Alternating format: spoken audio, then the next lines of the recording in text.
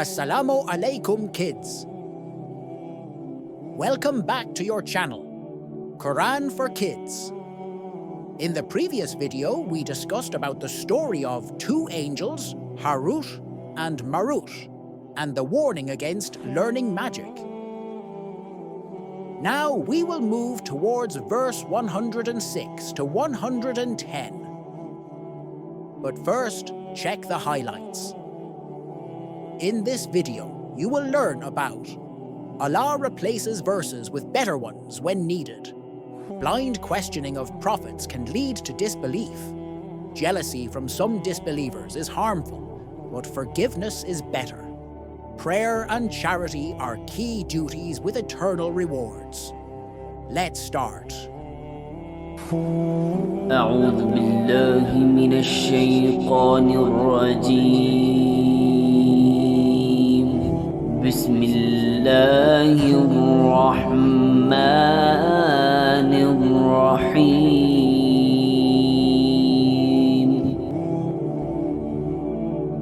ما ننسخ من آية أو ننسها نأت بخير منها أو مثلها ألم تعلم أن الله على كل شيء قدير. We do not abrogate a verse or cause it to be forgotten, except that we bring forth one better than it or similar to it. Do you not know that Allah is over all things competent? In this verse, Allah is talking about an important act of Allah in which He is fully in control. There are some verses in Quran about which orders used to change after some time. The act described in Surah Al Baqarah, verse 106, refers to the concept of Naskh, abrogation, when Allah replaces a previous command with a newer, better, or more suitable one. Example of abrogation, Naskh, in the Quran. In the first stage, the usage of alcohol was not prohibited. Surah An-Nahl. And from the fruits of date, palms and grapes, you take intoxicant and good provision. Second stage, caution. Against prayer while intoxicated. Surah An-Nisa. Do not approach prayer while you are intoxicated. Final stage, complete prohibition. Surah Al-Ma'idah. O you who have believed, indeed intoxicants are but defilement from the work of Satan, so avoid it that you may be successful. This shows how earlier verses were replaced or made clearer with stronger commands. Initially, an individual was allowed to make a will for parents and relatives, despite the fact that they might also end up as beneficiaries. Now Allah Himself fixed the shares of inheritance for children, parents, spouses, etc. ألم تعلم أن الله له ملك السماوات والأرض وما لكم من دون الله من ولي ولا نصير. Do you not know that to Allah belongs the dominion of the heavens and the earth, and that you have not besides Allah any protector or any helper? This verse shows the supremacy of Allah. Whatever exists in the heavens and the world belongs to Allah. He is our sole safeguard and aid. He alone is our guardian and supporter. There is no other to replace Him. أم تريدون أن تسألوا رسولكم كما سئل موسى من قبل ومن يتبدل الكفر بالإيمان فقد ضل سواء السبيل. Or do you intend to ask your messenger as Moses was asked before? And whoever exchanges faith for disbelief has certainly strayed from the soundness of the way. Do you remember Bani Israel asking questions about the sacrifice of the cow? Muslims are warned not to question Prophet Muhammad the way Prophet Moses, was questioned.